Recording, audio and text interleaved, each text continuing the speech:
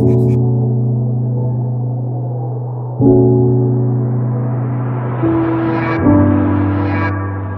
got into music really heavy probably when I was like 17. That's when I was first exposed to a studio, because I had been writing songs for the longest, but I just couldn't get into a studio to save my life. And anybody growing up in South Memphis would tell you, it's hard to find those type of resources. I ended up at MTSU on accident, actually. I was never supposed to come here. I had gotten accepted into Harvard and to Howard, but being the guy I wanted to go to Howard. I wanted the black experience at the height of academia. So I caught a bogus charge and I wasn't able to go to school for the first 6 months of the year. I had to take like anger management classes, keep going to court, and it would have been too expensive to go from DC back to Memphis almost every week. So I just stayed at home, and when the spring semester came around, a friend of mine ended up telling me to come to MTSU. He was like, it's close enough to where you can go home if you need to, but you can also be away from the city to clear your head. And other than that, I just participated in groups on campus such as Urban Entertainment. A lot of people who are now making waves out of Memphis were a part of the collective. People like Tay Keith, he was a part of Urban Entertainment. Jazzy Lowe, you yourself, Raven, Clint Ford, a lot of people who are making strides. Evan Dupree, Mozzie, Goody from Chicago. A lot of us really, Daisha McBride, Cairo Swanks, a lot of us really bonded within that group, and we were able to link up outside because we all, had common interests and we all liked each other. So we would link up and record, write, just hang out and really grow the culture out here. And through that, we ended up starting doing more shows together, which wasn't really a thing before we all got out here.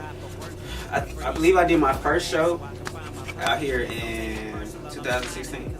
May of 2016. It was something that my homie James had put together. He saw me performing at an event on campus, and he was like, do you know some other artists around here? It would be dope. I want to do something off campus, which was really new. A lot of us wanted to, but not a lot of us knew how.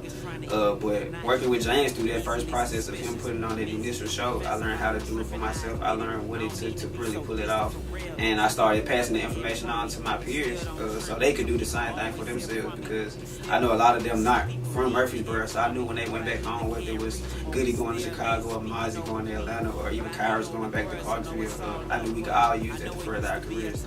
So we just started doing it, and I threw my first show in the fall of 2016. It was called Sounds from the Underground, and we sold the venue out. Definitely. The artists that I went on tour with, Evan and Maz, I didn't know them before I got here. Just even some of the producers that I worked with, I didn't know Nico before I got here. I didn't know Clint Ford was as hard as he was. The relationship me and Tay Keith got, that's been like there before we got to MT. And even I feel like Murfreesboro was the perfect stomping ground for me to cut my teeth as an artist. Out here, you can make mistakes and try things that you normally wouldn't be afforded if you're in a city like Memphis or Atlanta or LA or New York. So I definitely feel like, me being here was supposed to happen. I wouldn't be the artist who I am. I wouldn't be sitting in front of you if I stayed in Memphis and then come here. Take advantage of all the resources you have. When I first got in Urban, not just like anyone, but we could have got a lot more accomplished. We had a lot more gold around us than we really knew. We had a lot more resources at our disposal than we really understood, and as a result, some people weren't as proactive at taking advantage of it, and I've seen it come back to haunt them on the back end because they didn't build a relationship. What I've learned in dropping out of college is that education is cool, it's okay to have that, but definitely build your network when you come to college, because a lot of people in college are just there to get a degree for something. What they really want to do, their passion on the side, is where y'all will meet up at. I know a lot of people in Urban didn't come to school to rap or make beats or engineer or even learn how to DJ per se, or even be a radio personality. They in school getting totally different degrees, but they passion and what they do on the side is really what they looking to like grow with. So networking will be easier because y'all can benefit from each other when y'all here and when y'all gone, if y'all both putting work in on y'all here. Living life in spite of imperfections. Nobody is perfect, and that's something I had to accept with my music too. I reached the point where I was focusing more on what I thought people needed and wanted to hear from me, as opposed to me just living my life. And I had to go back to a Cole interview where he was saying if he wrote every song as if he was a perfectionist, then he would be lying. He wouldn't be able to live with himself, because he knows, just like you know, he tries to do the best he can, but you know, he's sin, he fuck up, he cheat, he lied. You know, everybody is human. So at the end of the day, even if you are imperfect, you can always wake up the next day or 10 minutes from that, decide, okay, I'm not gonna be that person anymore. I can always grow and I can always improve, because it's something about all of us that we can always fix.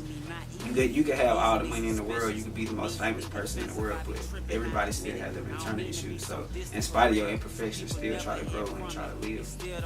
It's your boy Young Soul, and I'm living life with 2 L's on the cloud. Yeah, so I can find my purpose. Don't take it personal, I'm shining because God preferred it.